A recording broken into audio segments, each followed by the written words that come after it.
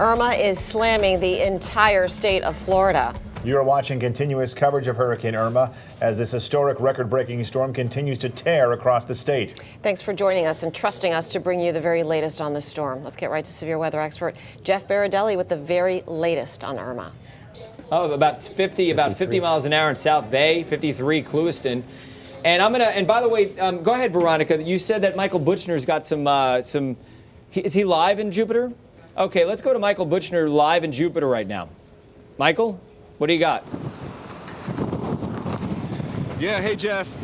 We came here under the Indiantown Road Bridge to kind of seek some shelter, but we stumbled upon what's going on here. Tremendous winds, and I don't know if you guys are able to register back at the station, but I can tell you within about the last 15 minutes, the wind here has picked up tremendously.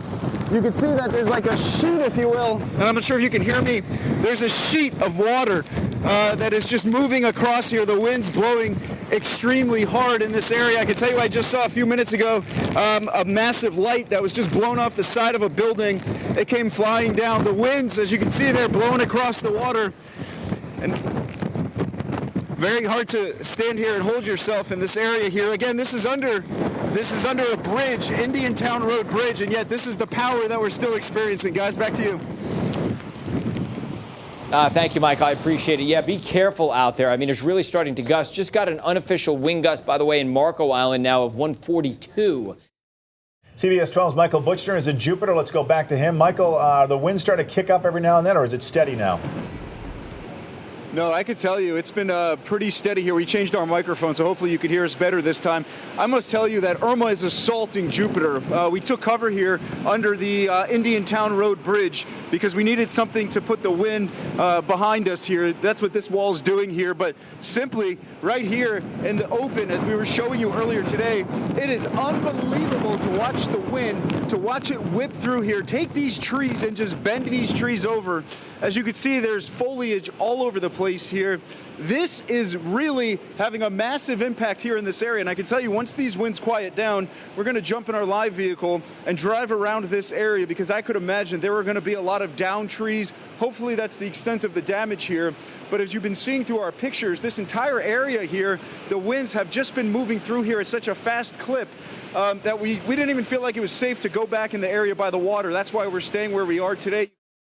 We ventured out from our safe area. I can tell you, still as windy as it is here, you can say that the winds have decreased from what they were earlier today. So we jumped on Indiantown Road.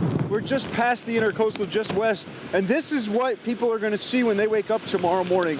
This is the Boston Market here, if you're familiar with this. It's about the 200 block or so of Indiantown Road.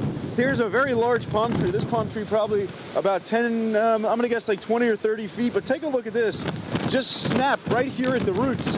And I can tell you, my photographer Wally and I spent the afternoon here, and that wind was ferocious. It was powerful, and it was mean. And this is what that wind could do. Just taking a palm tree like this, a massive palm tree, maybe 20, 30 feet, ripping it in half. Come over here, Wally. Same kind of thing. Here's another palm tree. Just snapped right in half. These trees ripped out of the ground. The wind's been blowing very, very strong here. As I think the best way to describe it would be ferocious. Strong enough, as you could tell, to rip trees apart. Another casualty here where we pulled over, obviously a sign that probably didn't stand a chance if these palm trees were ripped out of the ground like twigs. You can see here the sign that was once here, destroyed tonight. You can see it strewn all over the roadway here in this parking lot of this business here, broken into pieces. We're standing here on Juniper Drive, this in the North Palm Beach neighborhood.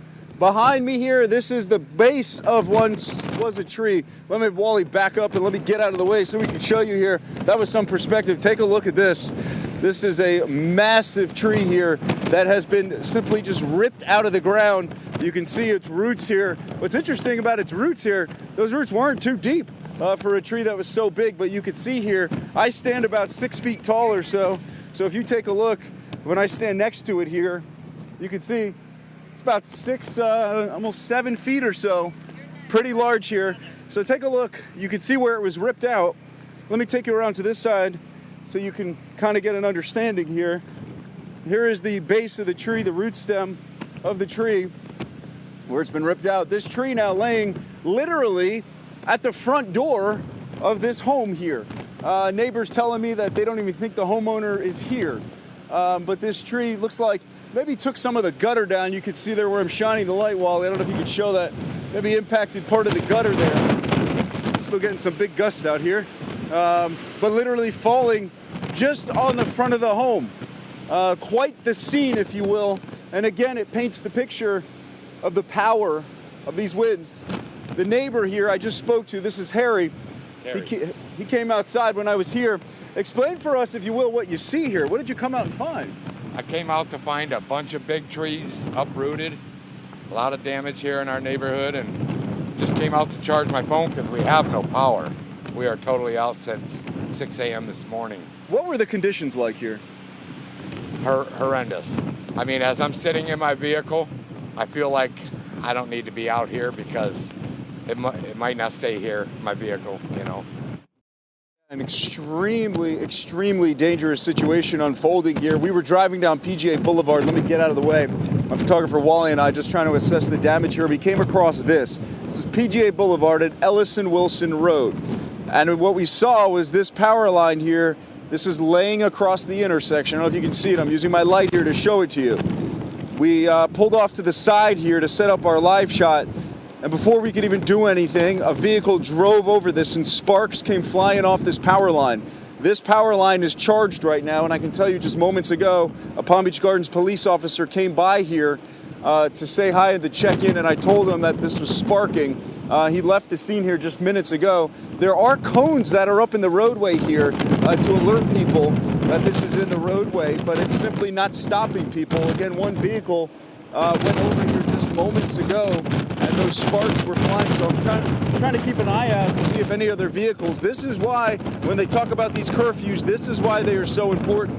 And of course, we're standing right next to our live truck. We're not going to get close to this at all, but this power line here is dangling across PGA Boulevard and Ellison Wilson Road.